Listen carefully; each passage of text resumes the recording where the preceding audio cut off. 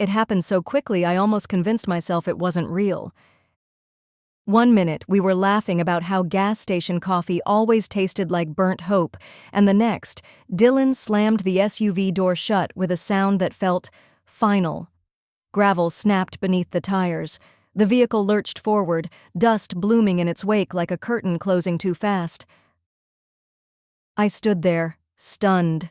In front of a rusted vending machine that smelled like heat and grease, I clutched my purse like it was the only thing I had left. And maybe it was. The car sped up the bend of Route 64, its taillights blinking once, then gone, swallowed by the North Carolina mountains. That was the moment I stopped being Mom. I became something else entirely. A liability, an afterthought, a wallet with memories. If you've ever been cast aside by the very people you built your life around, subscribe to Revenge with Seren. These stories aren't just drama, they're dignity. But let me take you back. Not to the highway, to the months before that. That's where this betrayal actually began. 3 months earlier, I was living a quiet, content life in Asheville. My husband Frank had passed 2 years ago. He left behind a modest life insurance policy and a lakefront home I couldn't bear to keep. So I sold the house, moved into a 2-bedroom apartment tucked beside the Blue Ridge Parkway, and built something small but peaceful. I had a garden club on Tuesdays. I volunteered at the library on Thursdays. I had standing lunch dates with my neighbor Joyce on Wednesdays. My days were mine. My peace was earned. And then Dylan called. His voice cracked before I even said hello. "Mom, we're in trouble." He told me Marissa had been laid off from the dental clinic. The mortgage on their Nashville house was 3 months behind. The kids' school tuition was overdue. He sounded scared, and I remembered that voice, the way it used to tremble during his childhood asthma attacks, the way he clutched my hand in kindergarten too tightly. Even at 42, he could still reach the part of me that remembered midnight lullabies and scraped knees. "How much do you need?" I asked quietly. $92,000, he said after a pause. It would catch us up. I sat at my kitchen table that night staring at a photo from last year's 4th of July. Dylan, Marissa, the grandkids, all smiling, fireworks in the background. We looked like a postcard version of family. I asked myself, what's the point of savings if the people you love are falling apart? So I called my lawyer, Meredith. Not to hand over the money blindly. I wasn't naive. I'd seen too many women in my community get taken advantage of by adult children they loved too much to doubt. I asked Meredith to structure the money as an equity loan, secured by a lien on Dylan and Marissa's house. When I brought it up, Dylan didn't hesitate. "Of course, Mom. You're smart to protect yourself." We signed everything at my kitchen table. Notarized. Witnessed. Tidy. 3 days later, the money was wired. And for a while, everything felt good. Dylan called more often. Marissa sent photos of the kids painting murals. They invited me for Thanksgiving, which shocked me. "We want you close, Mom," Marissa said. "You saved us." And I believed her. Even when the SUV photo showed up on Facebook and I noticed the caption thanked blessings and hard work, but didn't mention me. Even when Emma and Oliver didn't say thank you for the Christmas gifts, I told myself, gratitude doesn't need a headline. Still, something changed. In February, I asked to visit. Marissa's voice tightened. "It's not a good time. The kids are swamped. We'd hate for you to feel like a burden." Dylan added, "Let's find a better weekend, Mom. You know we love you." I nodded, though I could feel something turning in my chest, a slow, cold rotation of doubt. Then came the road trip idea. Dylan suggested it like it was a fresh start. "Let's go to the Great Smoky Mountains. Just us. A 3-day trip. The kids would love it. I said yes immediately. I baked lemon bars, Dylan's favorite. I bought new hiking boots and packed days early. They arrived in the new SUV. I climbed in, hopeful, like a woman re-entering a room she was once asked to leave. The first day went fine. We sang to old radio hits, played car games. Emma told me about her art contest. Oliver showed me his soccer scar. Marissa stayed on her phone, but I didn't let it bother me. On the second day, around noon, we stopped at a gas station off Route 64, remote. Nothing around but scrub pines and a half-crumbling vending shack. I used the restroom. When I came out, Dylan was leaning against the SUV talking to Marissa. Their backs were turned, their voices low. His hand moved through the air like he was explaining something he didn't want overheard. I smiled as I approached. Ready to hit the road again? They didn't answer. Marissa climbed into the front seat. The kids were already buckled in. Then Dylan turned to me. He didn't look angry or ashamed. He looked calculated. "Mom, I think you should stay here." I blinked, thought I misheard. "What?" Marissa didn't look at me. "It's been tense. You've been bringing up the loan a lot." "I brought it up once," I said, "last night when I asked if we could talk about a payment plan." Dylan's voice cut sharper. "We're trying to enjoy this time. You're making it awkward." I stepped closer, my heart pounding. "Dylan, please, don't do this." He got in the car. "You'll figure it out, Mom. You always do." The door slammed. The engine started. I lunged toward the window, hand outstretched. Too late. The SUV peeled away, gravel scattering like broken promises. Through the rear window, I saw Emma turn around, her eyes wide. She thought I was just behind them, that this was a mistake, that no one gets left behind for real. Except, I was. I stood in the silence, under a sun too bright for grief. They didn't just leave me. They discarded me, like a receipt, like something that had served its purpose. Have you ever realized too late that someone saw you as disposable? Tell me in the comments, because I promise you are not alone. I did not cry on the bus ride home, not once. I sat by the window, watching the North Carolina hills blur into gray-blue streaks. My purse sat in my lap like a lifeline. Inside it, my phone, my ID, a few mints, and the quiet weight of knowing my own son left me beside a vending machine and didn't look back.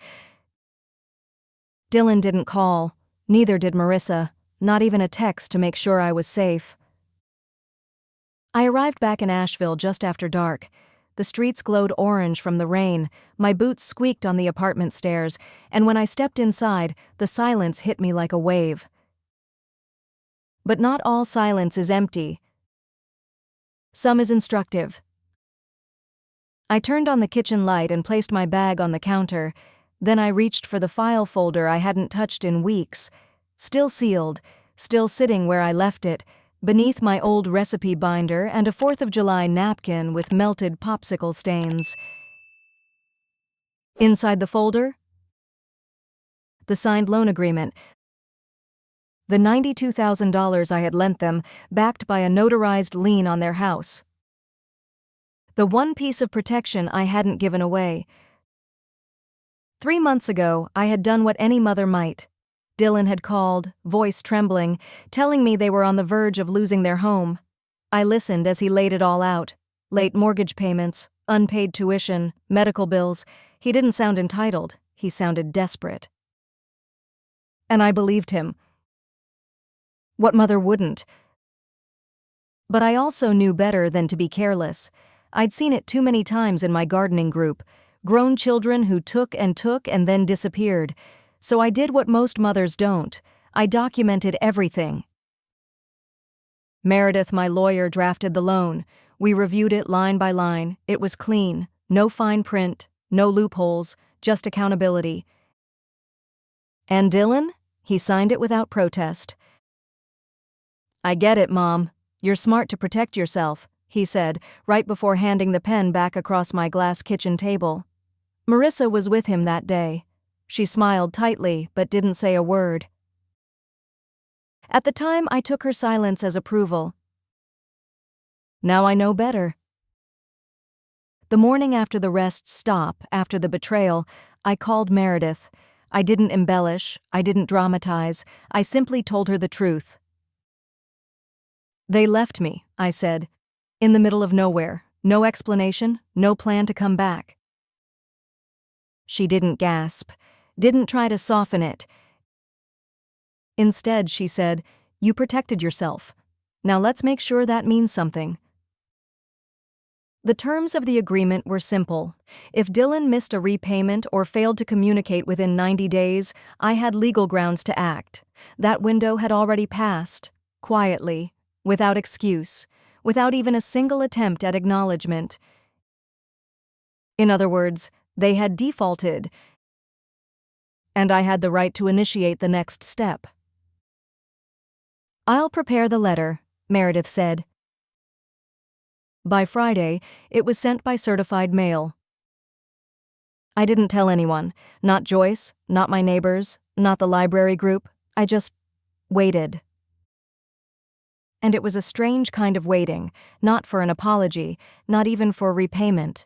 I knew neither would come easily. I was waiting for confirmation. Confirmation that the people I raised were now the people I had to defend myself from. On Monday afternoon, my phone rang. Unknown number, Nashville area code. I let it ring twice before answering. "Mom?" Dylan's voice was flat, tired, but not remorseful. "I got your letter," he said. "What? What are you doing?" I didn't speak for a moment. "Following through," I said finally. "You broke the agreement." He scoffed. "I thought this was family." "I did too," I replied, and I meant it. There was a pause, then a shift in his tone, like someone switching tactics mid-negotiation. "Mom, come on. Emma's working on her art project. Oliver's in soccer. We're just getting back on our feet. You don't want to take that away from them, do you?" There it was. Not a conversation, a guilt trip. I closed my eyes. "Dylan, I'm not the one who put your stability at risk. You did that the moment you drove away and left me alone on the side of a highway." He sighed. "It wasn't personal. We were under a lot of pressure. It became personal the moment you decided I didn't deserve to come with you." Then I heard it. A voice in the background, sharp, cold, unmistakably Marissa. "Ask her if she wants to see the kids again, or if she'd rather take our house, because she can't have both." Dylan didn't repeat it. But he didn't disagree either. "Just give us some time," he said instead. "We'll figure something out." "You've had time," I said, my voice calm. 8 months of it."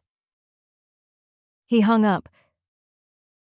I stood in the kitchen for a long while after, holding the phone, listening to the hum of the refrigerator and the rain starting up again outside. No tears. Just clarity. Clarity that every birthday I paid for, every trip I babysat through, every silent act of devotion, they hadn't been forgotten. They had been recategorized as obligations. And now asking for accountability made me the villain. That night, I opened the loan file again, ran my fingers across the embossed notary seal. I thought of Frank, the way he used to double-check receipts, the way he balanced our books every Friday without fail. "You'd be proud of me," I whispered. The next morning, Meredith called. Letter was delivered, they signed for it. 10-day countdown starts today. And after that? If no payment, no counteroffer, we proceed to court filing. And will they be notified? Of course, but they still have time to settle, quietly, respectfully. I looked at the folder again. I don't think they will. And I was right. 10 days came and went. No payment, no apology, not even a voicemail. What I did receive, however, was a voicemail from Marissa's number. Cold, rehearsed, and barely 30 seconds long. Eleanor, this is Marissa. We've received the paperwork, and honestly, it feels extreme.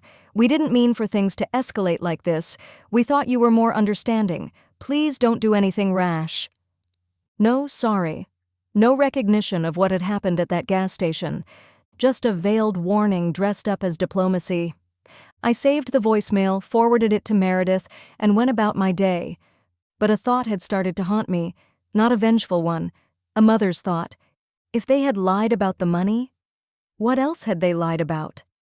They'd told me they were struggling, barely scraping by, that they needed help because Emma's school fees and Oliver's dental work were drowning them. But I hadn't seen their home in nearly a year, so that Friday, with no announcement and no apology owed, I drove the 4 hours from Asheville to their neighborhood in Nashville.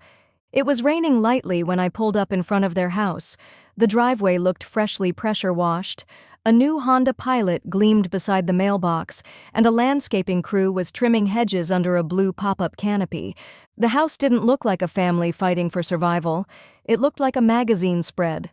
I parked across the street and just sat there, watching, trying to breathe through the strange mix of anger, hurt, and disbelief. At one point, I saw Marissa through the living room window, wearing a crisp blouse and laughing into her phone while setting down a glass of white wine. There was music playing, faint but cheerful. I hadn't been invited here in over 6 months, not even for the kids' birthdays. Suddenly, I wasn't just a mother or a lender. I was a stranger. A few minutes later, a man I didn't recognize pulled into the driveway. Tall, well-dressed, carrying what looked like a gift basket. Marissa greeted him at the door with a hug. I stepped out of my car and walked slowly toward the house. I knocked. When Marissa opened the door, her face dropped, not with guilt, not even embarrassment, with annoyance. "Eleanor," she said flatly, "what are you doing here?" I glanced past her into the hallway. It smelled like vanilla candles and new carpet. There was a large mirror on the wall. New, expensive. "I was nearby," I said evenly, "and thought I'd stop in. See the kids." She didn't budge from the doorway. "Now's really not a good time. We're in the middle of something." I tilted my head. "A party?" "A small gathering." I looked down the hallway again. Heard laughter, clinking glasses, jazz. "You told me you were behind on mortgage payments." She blinked, just once. "We were. Things have changed." "Enough to host catered events?" She said nothing. "I helped you because you said you were desperate." "We were. And now?" She crossed her arms. "Now you're threatening to take away our home." "I'm asking for the money I lent, with your signatures on the agreement." From behind her, I saw Dylan approaching. He wore a navy sweater, glass of scotch in hand, eyes tight. "Mom, you need to go. I want to see Emma and Oliver." "They're not here." I nodded.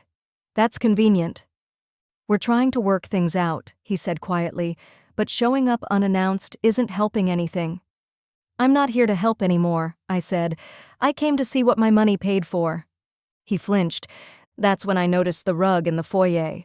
Turkish. Handmade. I recognized the pattern because Frank and I had once priced one just like it on a trip to Boston. We couldn't afford it.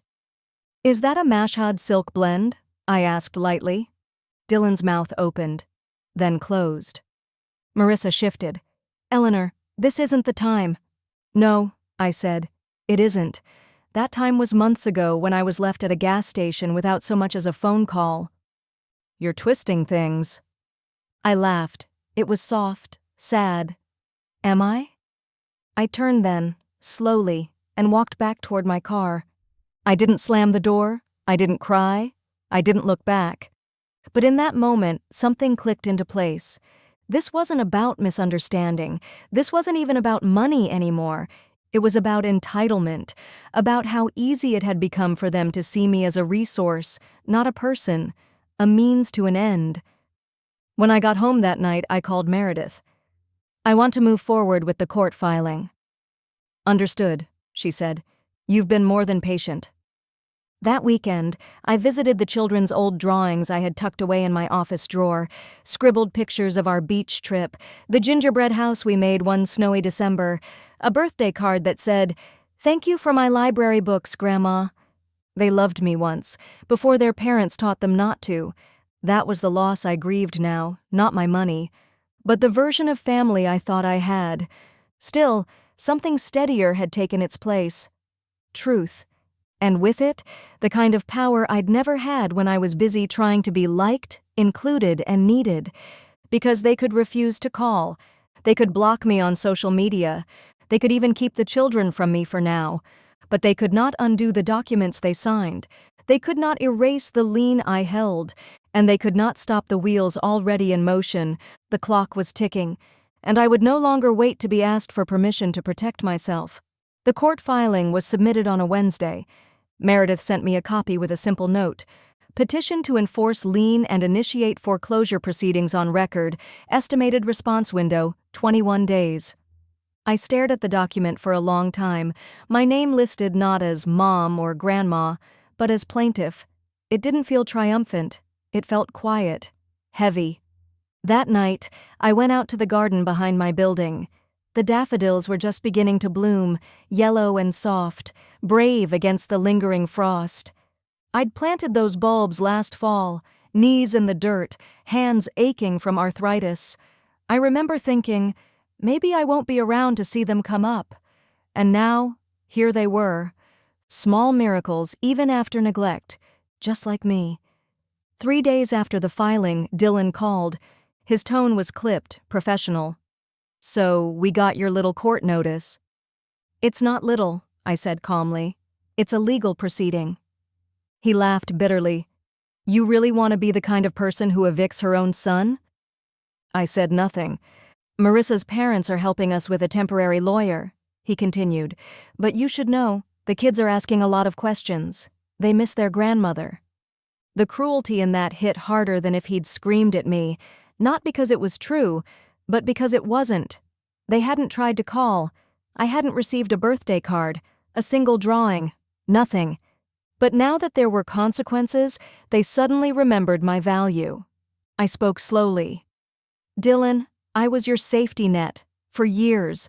I didn't complain when I paid for your car repairs in college, or when you and Marissa needed help with the down payment, or when I stayed with the kids for 3 weeks while you went to Europe for that work retreat. I never asked for anything." He was silent. "And now, the first time I set a boundary, I'm selfish? You're tearing this family apart." I let out a soft breath. "I didn't tear anything. You just stopped pretending." That was the end of the call. No apology, just blame, just silence, once more. 2 weeks later, Meredith updated me. "They've responded to the filing. They're contesting it, claiming the loan was a gift." I blinked. "We have signed documents." "We do. And the lien is registered with the county. But it means we'll have to go to mediation, possibly court." A pause. "Eleanor, are you ready for this to become public?" I looked out the window. A storm was rolling over the Smokies, the sky cracked with pale orange light.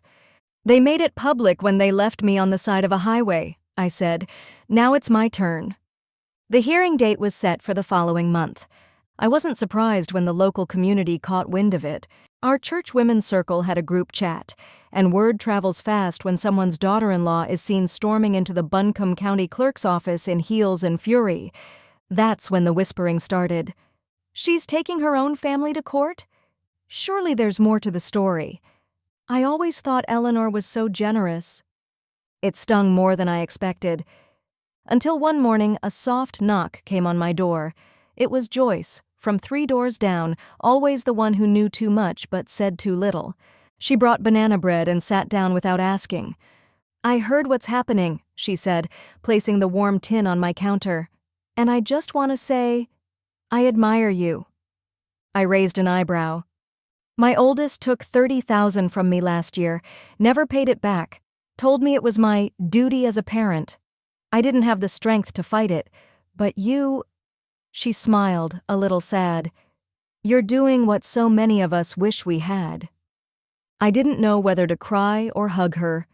We sat together for nearly an hour, swapping stories in the hush of a Monday morning.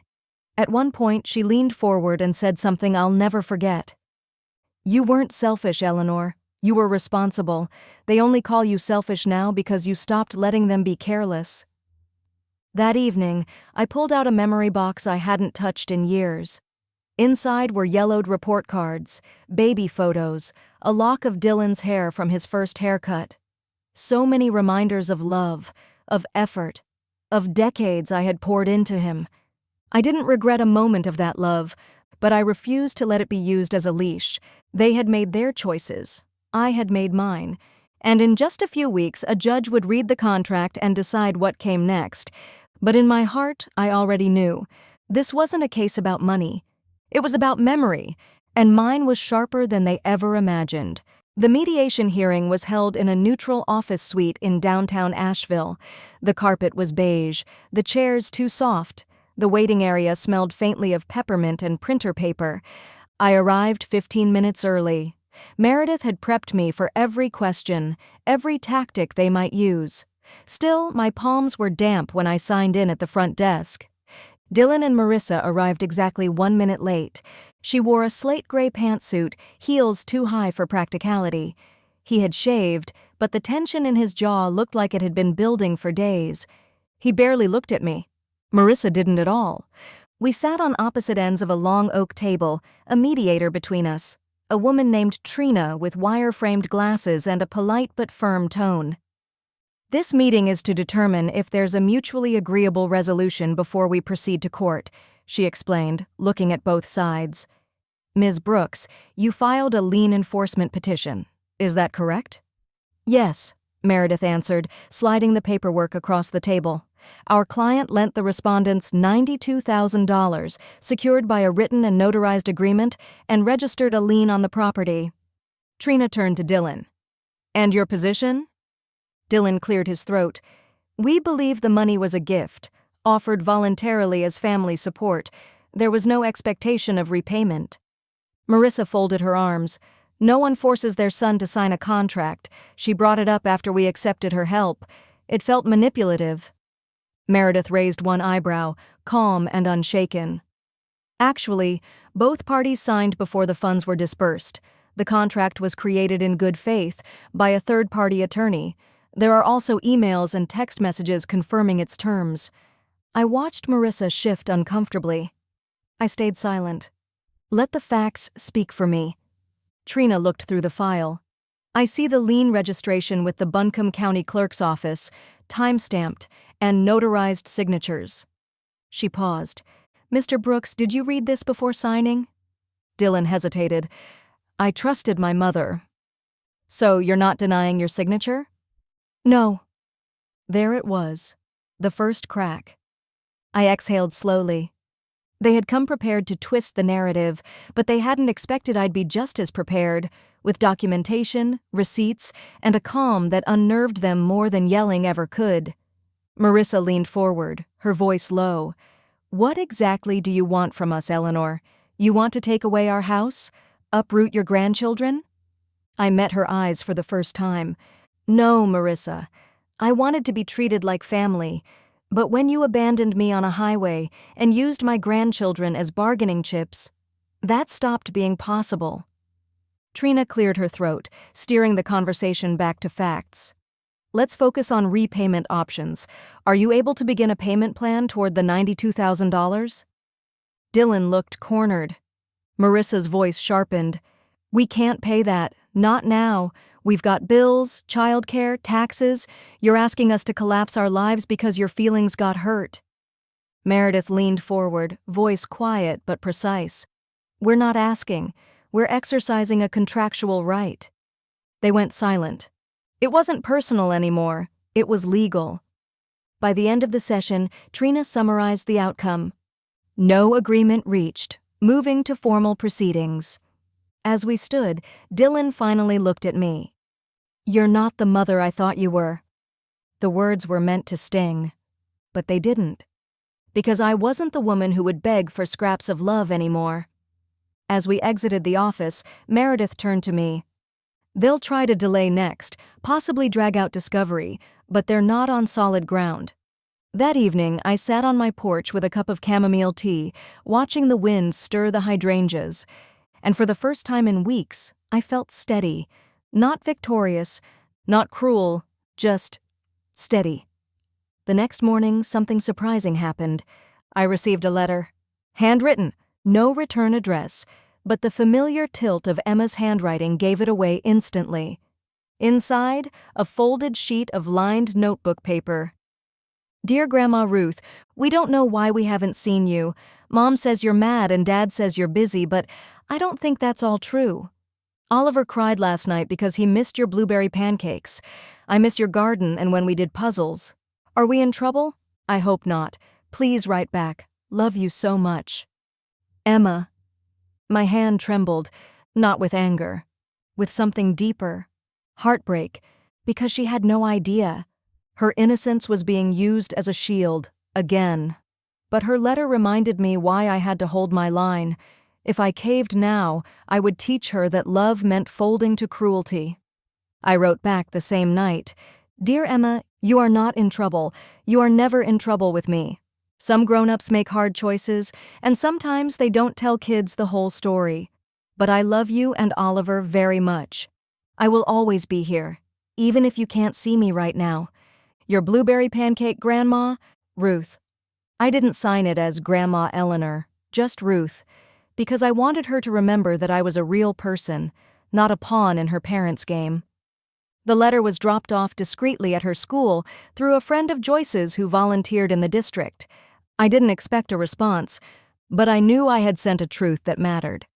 2 days later, I found a drawing in my mailbox, a house with a big tree, 2 children waving from the window, and me, on a bench in the yard. It was labeled Our Real Home. The court could take months. The lawyers could argue endlessly. But that little drawing? It reminded me who I was really fighting for, and that truth gave me the strength to keep going. Marissa must have seen the letter, or maybe she found the drawing Emma had slipped into my mailbox, the one with the big tree and the word home scrawled under my name. Because the next morning, a certified letter arrived, not from a lawyer, from Dylan. It was short, too short. "Please cease all direct communication with our children.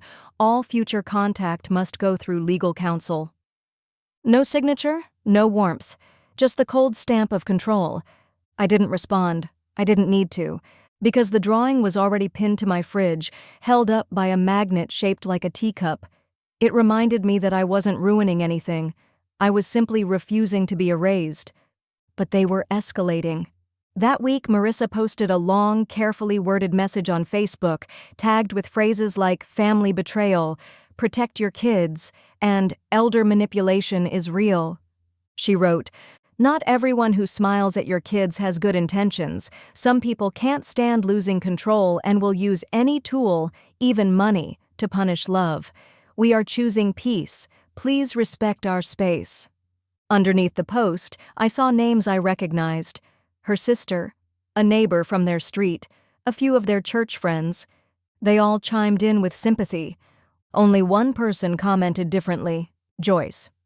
"Sometimes the one who loses control is the one who was never supposed to need it in the first place.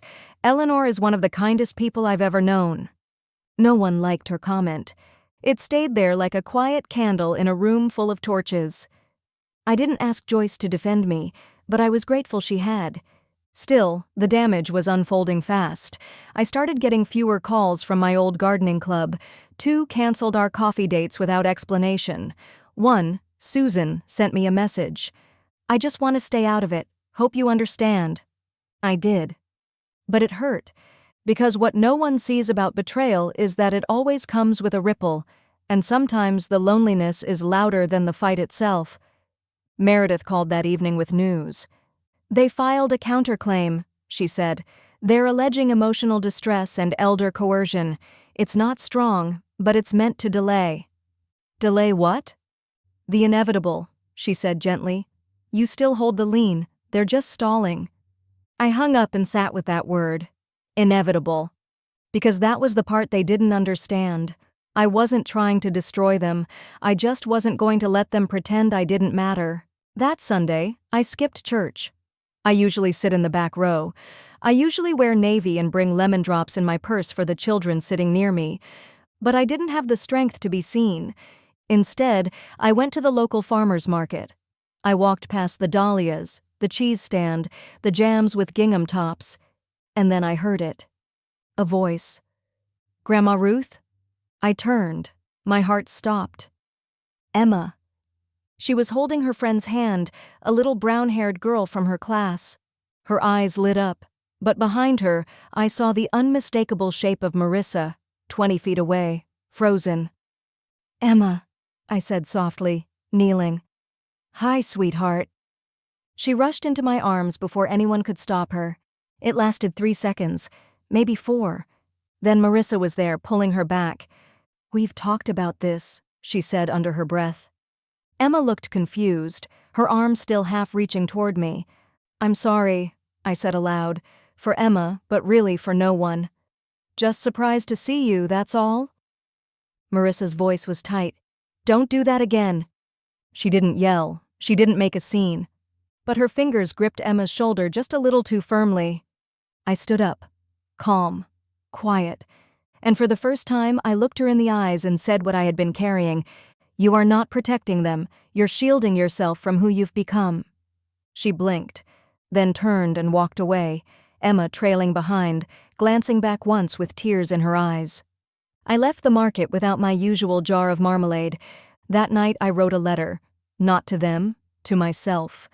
"Dear Eleanor, you are not the villain. You are the memory keeper, the one who stayed when it was hardest, the one who gave and still gives. This is not a war, it's a quiet reclamation of truth, and truth always echoes longer than lies."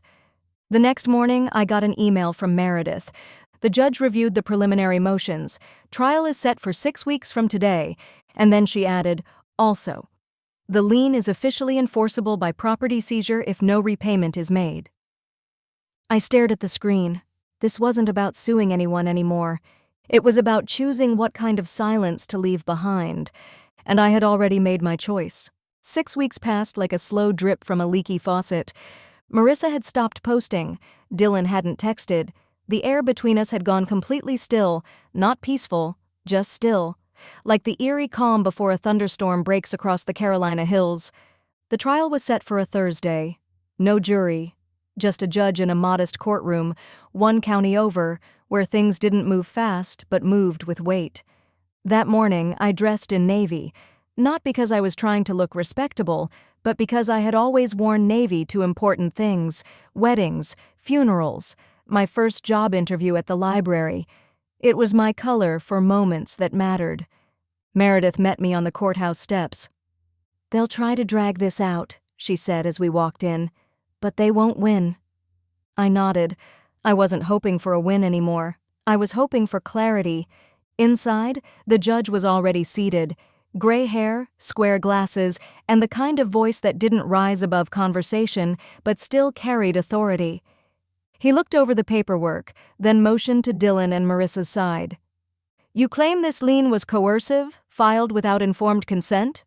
Their attorney, a younger man named Rothwell, stood. "Yes, Your Honor. Mr. Brooks was under emotional pressure when he signed. His mother offered the funds under pretense of support, then used legal tools to trap him." The judge adjusted his glasses.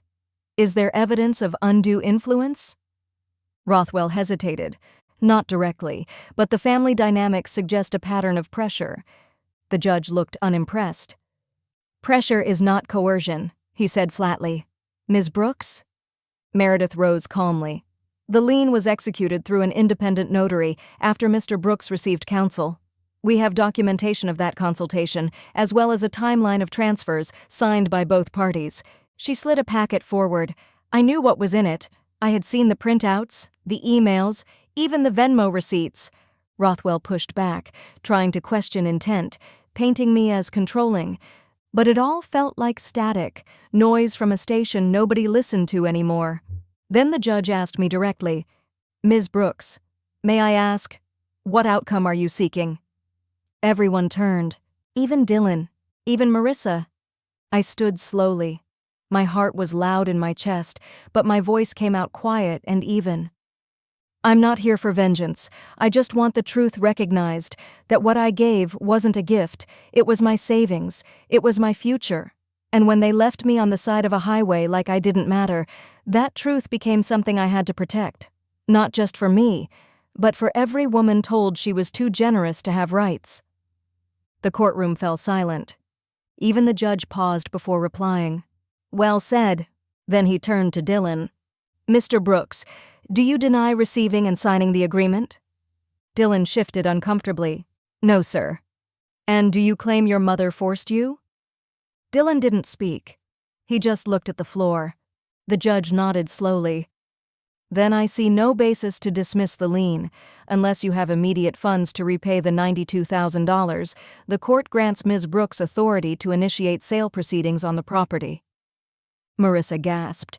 It wasn't dramatic, just quiet and sharp, like air had left her lungs all at once.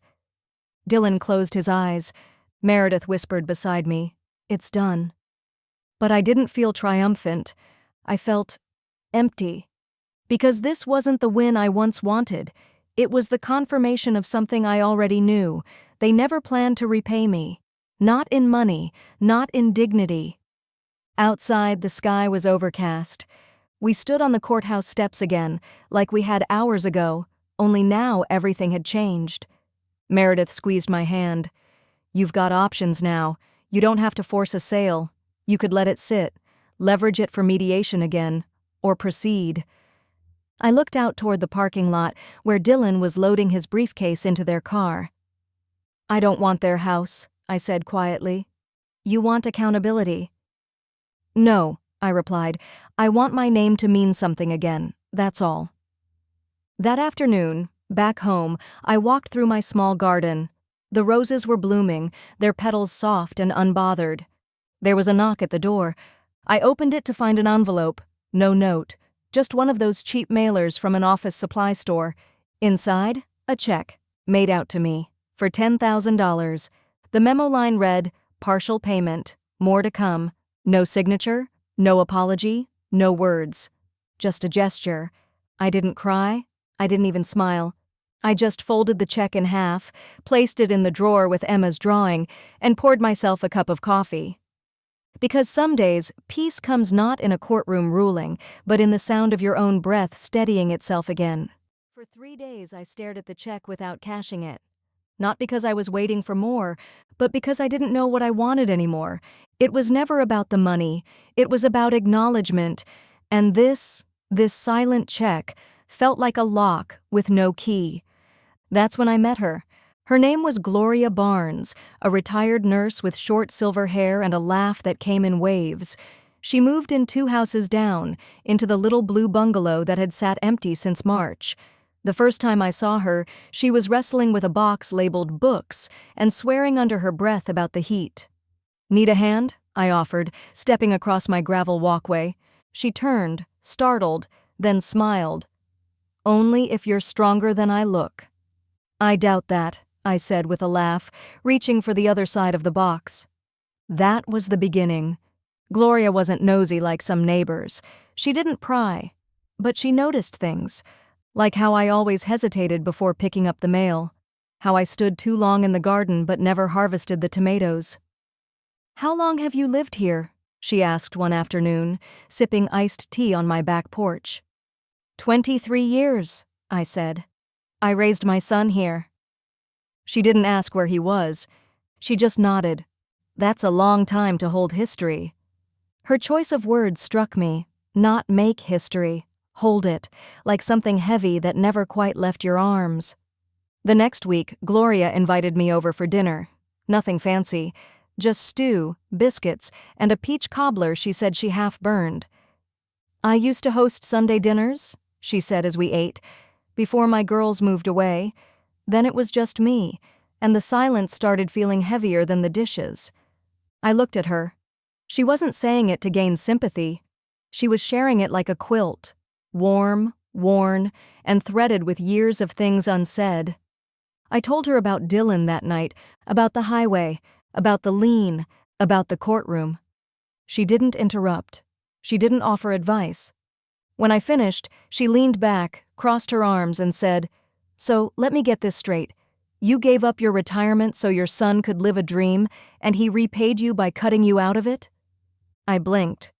That's one way to put it. "It's the only way," she said, refilling our glasses.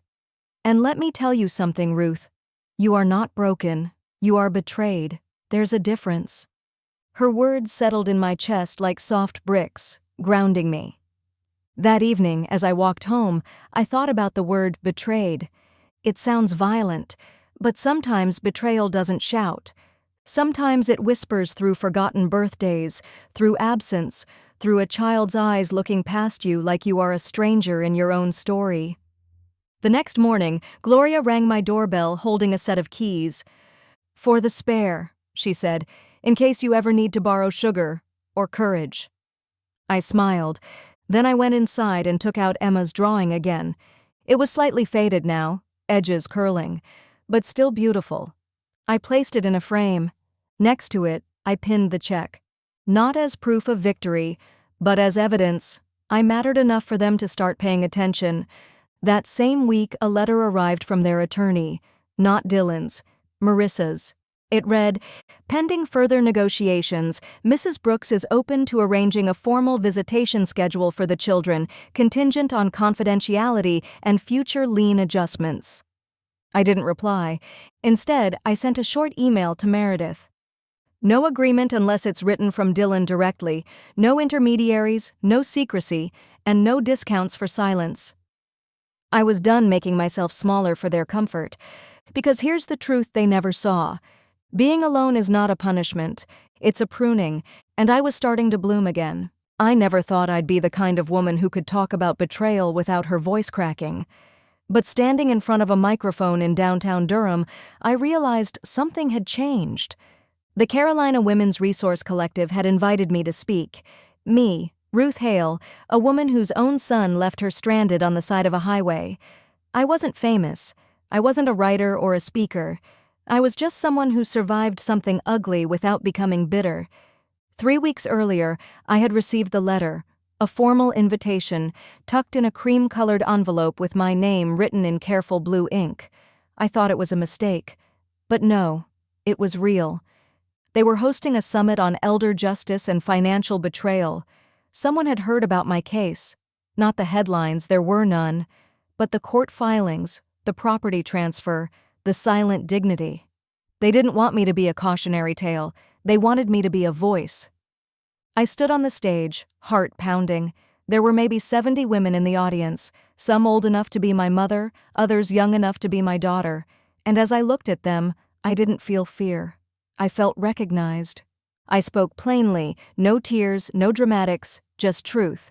I told them how my son, Dylan, and his wife used my savings to renovate their dream house, how they promised a shared future, only to treat me like unwanted clutter the moment the deed was signed. I told them how they left me at a highway rest stop, with no explanation, no phone call, not even a message to check if I got home safe. And I told them about the court, the lien, the silence afterward, how the silence hurt most of all. When I finished, no one clapped right away. The room just breathed with me, a quiet, collective exhale. Then one woman stood. "My daughter took everything I had," she said. But I was too ashamed to fight back. A second voice. "My son calls me once a year, on tax day. He says I'm hard to reach." Another. "I gave up my retirement to help raise my grandkids. Now they won't let me visit." The stories poured out, and for the first time I felt like I wasn't just telling mine, I was holding space for theirs. After the event, the director of the collective, a woman named Lainey, approached me. "We've been trying to secure a community property here in Durham," she said. somewhere women like you, like us, can land when everything falls apart. I listened. We don't have the funds yet, she continued, but we've got a plan. Legal help, housing transitions, financial literacy. We just need one real story to anchor it. That word stuck with me. Anchor. I didn't commit that day, but I thought about it all weekend, about the duplex Lainey described, run down, sure, but near a school and bus line, about how I used to believe in things like legacy. And then, something shifted. Gloria found me on the porch the next evening, sipping tea with that quiet expression she always wore when she was about to say something brave. "You still have equity in their house, don't you?" she asked. "I do, technically." "Then don't wait for them to honor you," she said. "Liquidate, use what you have, and build something they'll never touch." Her words settled like roots.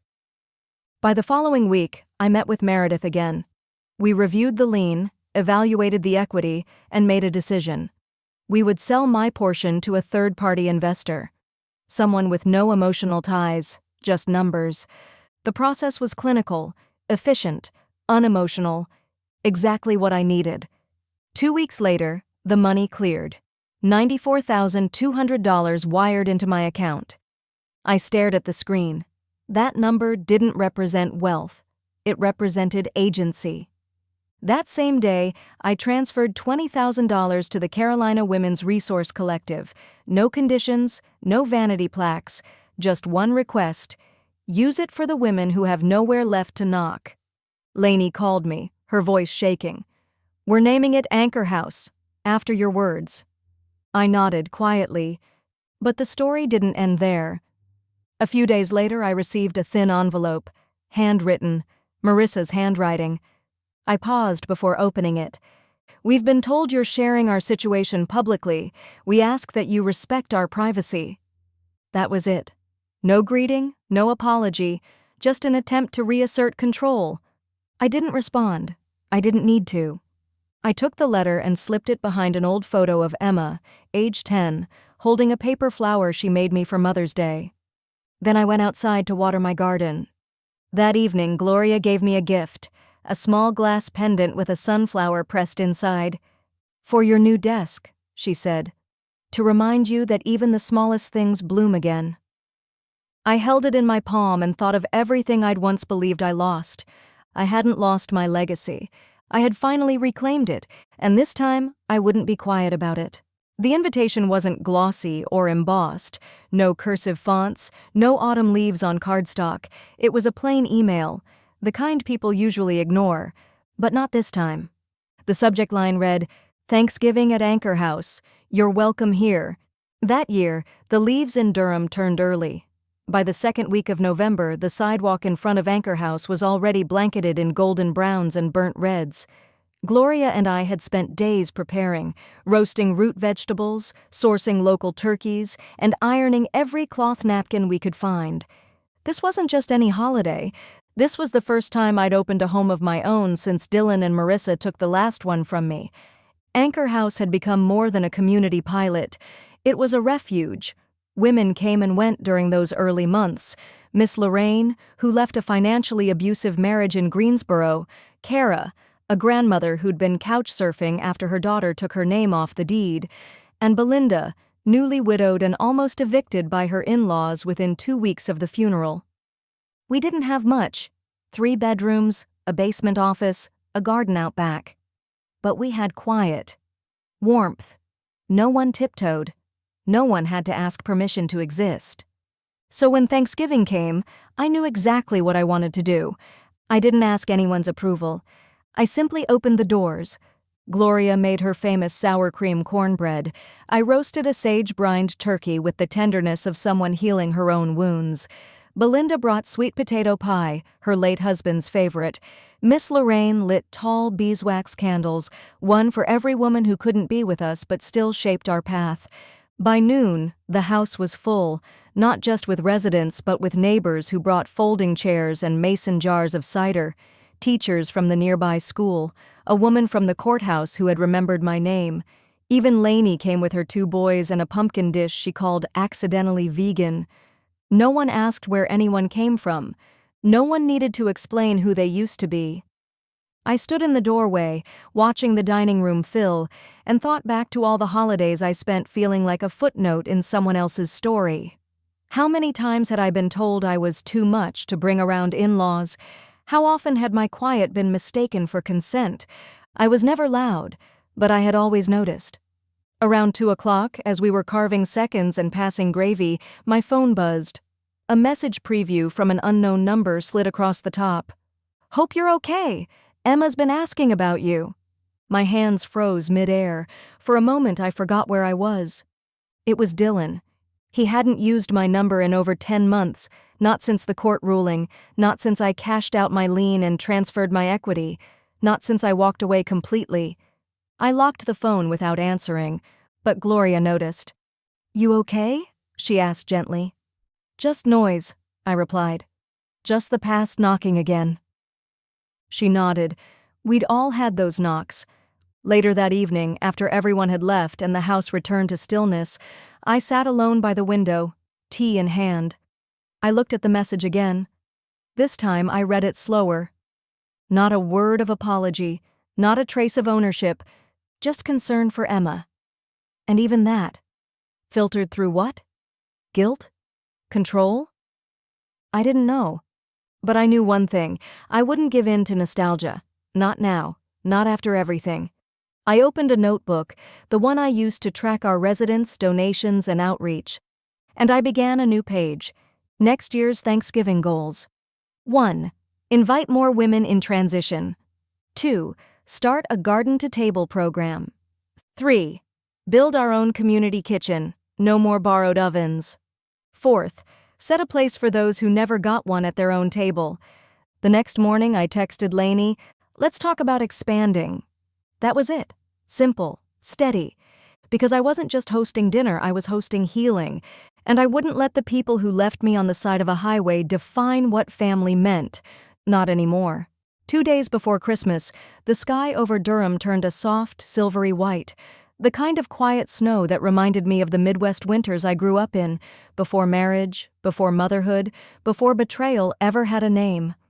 Gloria and I had just finished stringing warm lights along the wraparound porch of Anchor House when a car pulled into the driveway. A rental, too clean for December. The engine idled. I stood perfectly still, fingers wrapped around a spool of twine. The back door opened. Emma stepped out first.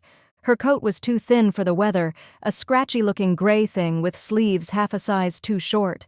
She was taller now, 12 going on 17, with her father's cheekbones and a stare that used to be mine. Behind her came Dylan. His walk was slower than I remembered. Not timid, just unsure. Like he was waiting for the ground to tell him how to step. Marissa wasn't with them. Gloria looked at me, question in her eyes. I gave a small nod and walked to the edge of the porch. Emma saw me first. She didn't smile, didn't cry, just walked up and wrapped her arms around my waist. "I kept your keychain," she whispered, "the sunflower one." I nodded, the cold wind biting at my eyes. Dylan hovered a few steps behind. "I'm not here to make a scene," he said. Emma asked to see you." I looked at him. Not with anger, not with forgiveness. Just stillness. For a moment we stood there, two people once bound by blood, now separated by choices. He shifted his weight. "We moved out of the house, sold it. Marissa and we're separated." I said nothing. "I know I can't fix anything," he continued, "but I wanted you to know. She's not the one who left you at that rest stop." I met his eyes.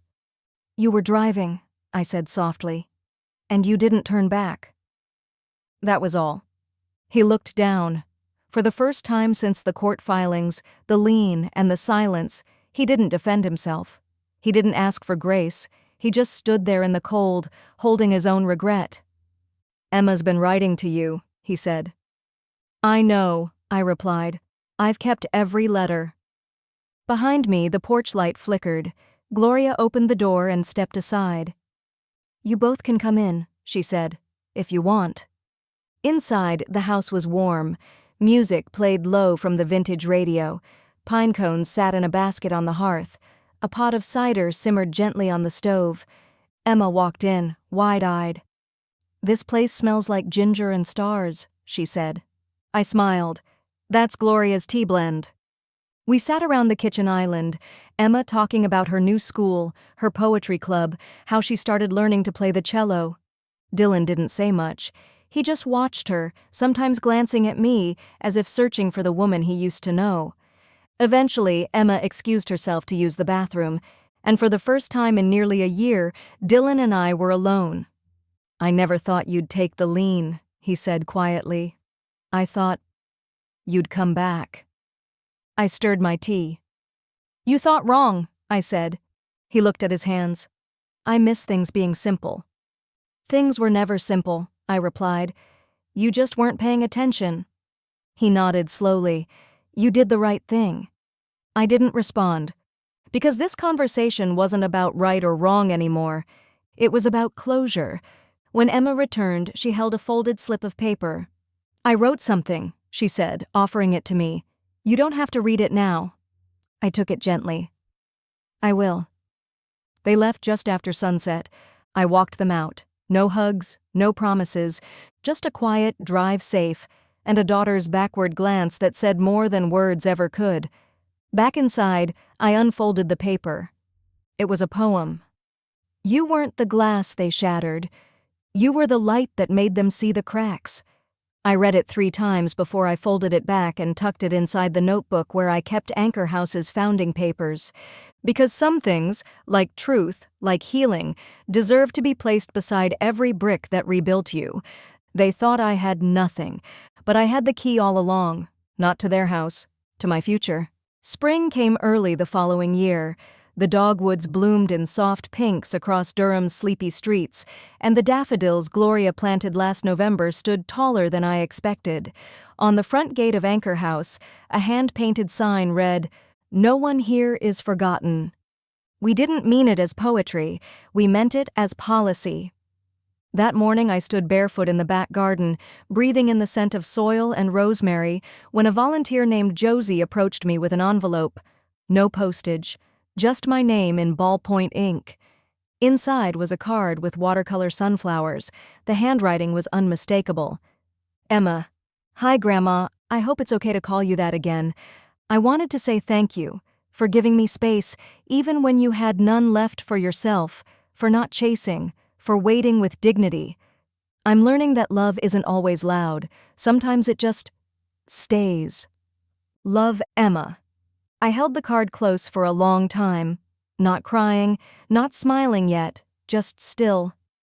Later that week, a local journalist asked if she could feature Anchor House in a series about community resilience. I agreed, but only if the story wasn't about my past. "It's not a redemption arc," I told her. "It's a restoration." She asked, off the record, if I ever regretted walking away. From Dylan, from the house, from everything that once defined me. I thought about that question longer than I thought I would.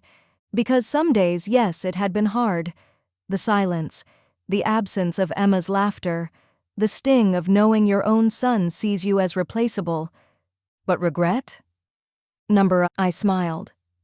"Leaving was the most faithful thing I ever did to myself," I said. The article went viral within our county. Anchor House received 3 new donors, one of whom was a lawyer offering free estate planning workshops for elderly women. The other was a 28-year-old nurse who had heard our story on a podcast and drove from Charlotte to volunteer. One Saturday, I stood before a small crowd in our backyard, residents, friends, neighbors, even a city councilwoman, and officially launched the Anchor Legacy Fund, a program designed to help aging women retain or regain ownership of their homes after family manipulation, coercion, or abandonment. I ended the speech with a quiet statement. "This house was never about revenge," I said. "It's about returning the dignity that was stolen in silence." After the event, I walked into the kitchen to clean up, and there, on the table, was a single sunflower in a mason jar. No note, no card, just the flower. I knew exactly who had left it. Weeks later, Gloria and I drove out to a small plot of land near the edge of town, a donation from a woman who had heard about us through her church. We walked the perimeter, imagining what could grow there. "Community garden?" Gloria asked. I nodded. "And maybe a second anchor house." She smiled. "You sure you've got another one in you?" I laughed. "I've got miles left." As we stood there, wind teasing the hem of my skirt, I thought back to that highway rest stop. The sound of tires on gravel, the sting of dust in my eyes, the silence of being discarded. And then I thought of this. A field, a vision, a life no longer defined by who left me behind, but by what I chose to plant after they were gone. What stays with me is not the revenge, but the silence she chose instead. She didn't destroy what hurt her. She built what would never hurt another woman the same way. If you saw yourself in this story, hit subscribe to keep hearing kindness echo after heartbreak. This is Revenge with Seren.